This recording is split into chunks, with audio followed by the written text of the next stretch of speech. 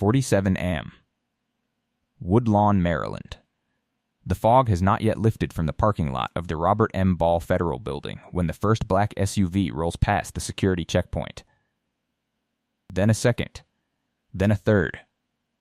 Within 90 seconds, 14 vehicles have positioned themselves at every exit of the sprawling complex that serves as headquarters for the Social Security Administration. The agents who emerge wear blue windbreakers stenciled with 3 letters that do not belong together at this hour. In this place, FBI. Behind them, a parallel formation in tan and gold.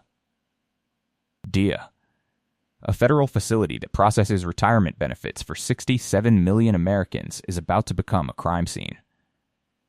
By 6:51, agents are stacked outside a 14th floor corner office. The nameplate on the door reads in brushed steel lettering, Office of the Regional Commissioner. Inside, a leather chair faces a panoramic window. On the desk, a half-finished cup of coffee, a framed citation from a 2019 Public Service Award. A family photograph turned slightly toward the visitor's chair, as if to remind anyone who entered that the man who occupied this office was, above all, a man of integrity. He was not what federal agents would recover from this office, from a storage unit in Glen Burnie, from a residence in Potomac, and from 3 offshore account structures spanning the Cayman Islands, Belize, and the United Arab Emirates, would amount to one of the most consequential betrayals of public trust in the modern history of American social welfare. This is the story of how a routine narcotics surveillance operation in suburban Baltimore unraveled a decade-long conspiracy at the highest levels of a federal agency, how a single wiretap exposed a pipeline of ghost identities, and how the man entrusted with safeguarding the financial future of millions of American seniors became, instead, the architect of their plunder. Rewind 19 months. February of last year.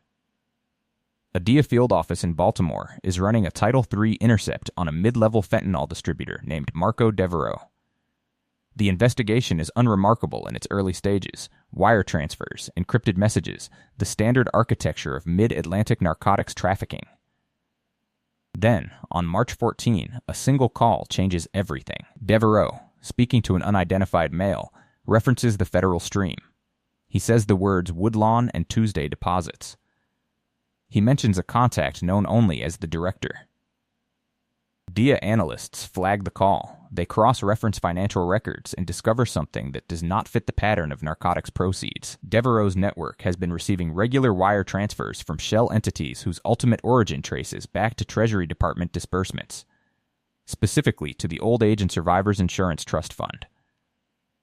In plain language, drug money was flowing out of the federal Social Security system. The DEA contacts the FBI's Public Corruption Unit. A joint task force is convened under Operation Hollow Ledger.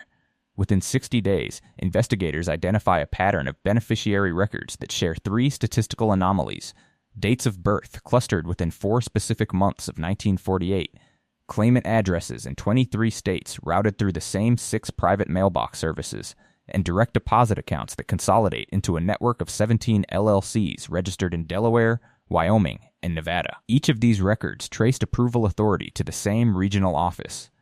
Each had been personally signed off on, electronically, by the same man.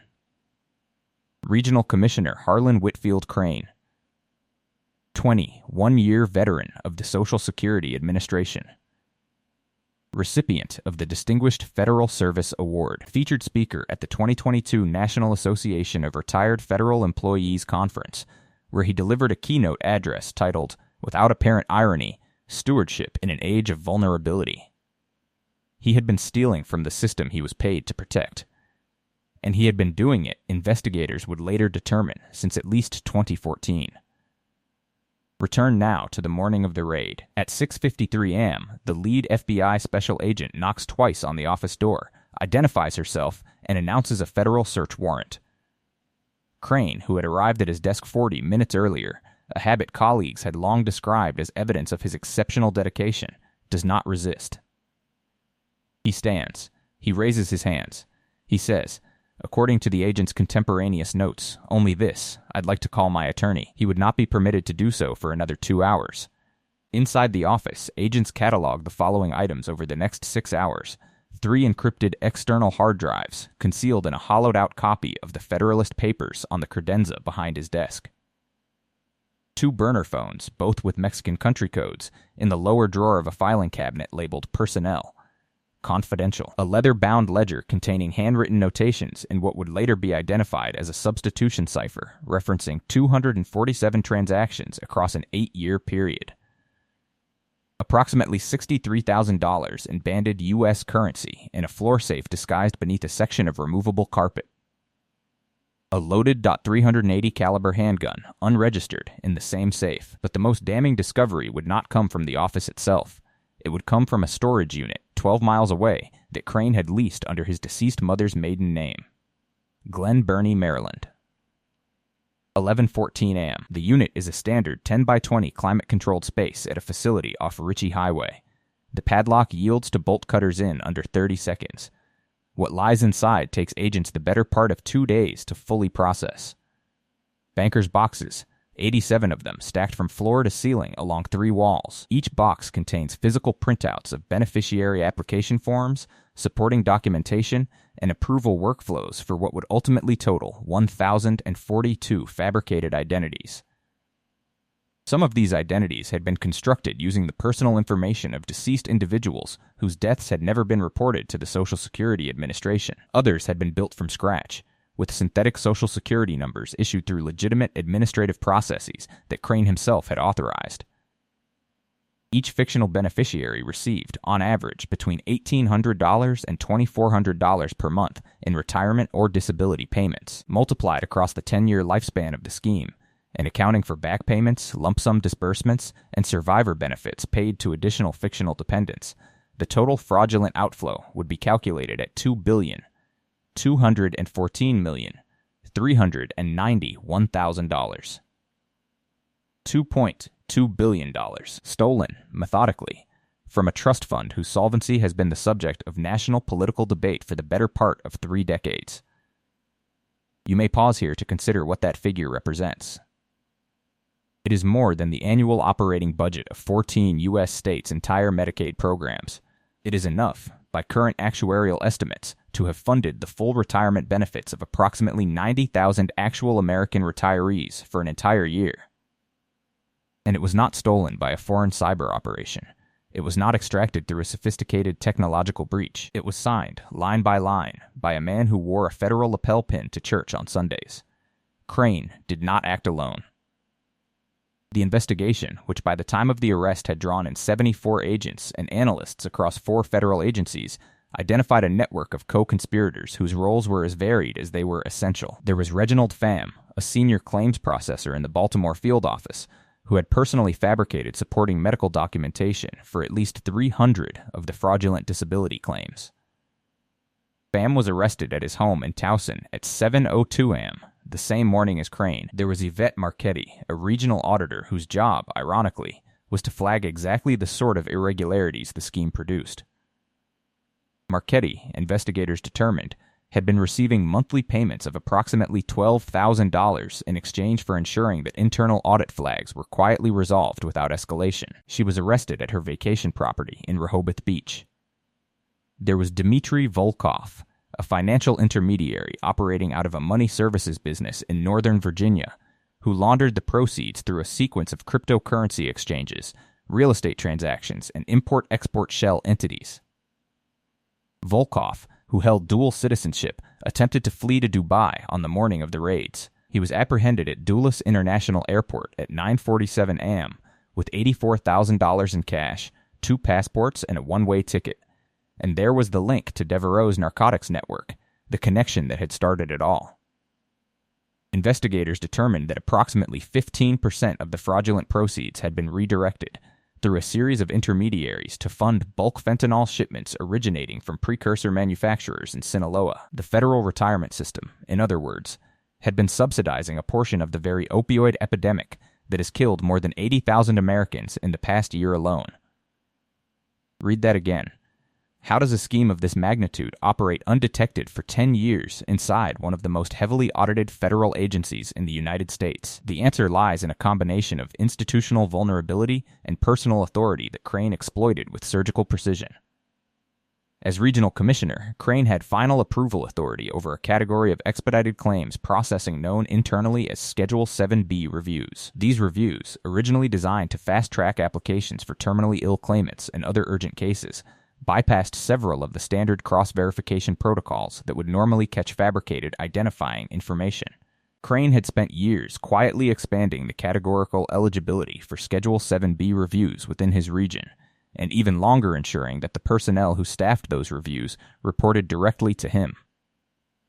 He controlled, in essence, the very mechanism that had been designed to prevent what he was doing. Internal communications recovered from his encrypted devices revealed a man fully aware of the moral weight of his actions. In a 2019 message to Marchetti recovered during forensic analysis, Crane wrote, "The system was built on the assumption that the people running it would never want to dismantle it. That assumption was a gift." A gift. That is what he called it. At 2 p.m. on the day of the arrests, the acting inspector general of the Social Security Administration stepped to a podium in Washington, flanked by the U.S. Attorney for the District of Maryland and the special agent in charge of the FBI's Baltimore field office. The statement was brief. It was also, by the careful standards of federal prosecutorial language, extraordinary in its candor. Today's arrests represent the largest internal fraud case in the history of the Social Security Administration, the U.S. Attorney said. The defendants stand accused of betraying not only their oaths of office, but the fundamental trust that the American people place in the institutions that safeguard their retirement, their disability protection, and the financial dignity of their final years. The conduct alleged in this indictment is not merely criminal. It is a desecration of the public covenant. The defendants would face charges including conspiracy to commit wire fraud, theft of government property, money laundering, aggravated identity theft, and, in Crane's case, multiple counts of bribery and tax evasion. The cumulative maximum sentence exposure exceeded 140 years. In the weeks following the arrests, the Social Security Administration announced a top-to-bottom review of Schedule 7B procedures and a complete restructuring of internal audit reporting lines, removing regional commissioner authority over auditors operating within their own jurisdictions. Congressional hearings were scheduled. Bipartisan calls for legislative reform followed. Crane was denied bail at his initial detention hearing, the magistrate judge citing both flight risk and the discovery of substantial undisclosed offshore assets. He has, as of this writing, not entered a formal plea. Pham and Marchetti are reportedly cooperating with prosecutors in exchange for sentencing consideration. Volkov has retained counsel and is contesting extradition-related procedural matters. Devereaux, the original target of the investigation that uncovered the entire scheme, was charged in a superseding indictment that connects his narcotics operation directly to the federal fraud network. The $2.2 billion stolen from the trust fund will in all likelihood never be fully recovered. Federal asset forfeiture proceedings have so far identified approximately $310 million in seizable property and financial holdings. The remainder has been absorbed into a global financial system whose opacity Crane and his co-conspirators relied upon, and continues to rely upon, with grim effectiveness. You came to this story expecting, perhaps, a tale of bureaucratic dysfunction, of a federal agency caught flat-footed by external bad actors, of cybercrime, foreign interference, the familiar villains of our digital age. Instead, you found something older and more difficult to confront. A man with a corner office and a federal pension and a framed photograph of his family on his desk. A man who took an oath, repeated that oath at 3 separate promotion ceremonies, and broke that oath every single working day for a decade. The Social Security Administration manages benefits for 1 in 5 Americans. The systems that process those benefits are, by necessity, built on a foundation of trust in the personnel who operate them. That trust is not naive. It is structural. It is the precondition of any functioning institution at scale. When that trust is betrayed from within, when the gatekeeper becomes the thief, the damage extends far beyond the dollar figures. It reaches into the confidence that ordinary Americans place in the assurance that the contributions they make across 40 years of working life will, in fact, be there when they need them. That confidence has been wounded. Whether it can be fully restored will depend not on the outcome of any single trial, but on the willingness of the institutions implicated to confront, transparently and without hesitation, the conditions that allowed Harlan Crane to operate for as long as he did. Watch the hearings. Read the reports when they are released. Pay attention to who, in the months ahead, calls for genuine reform and who does not.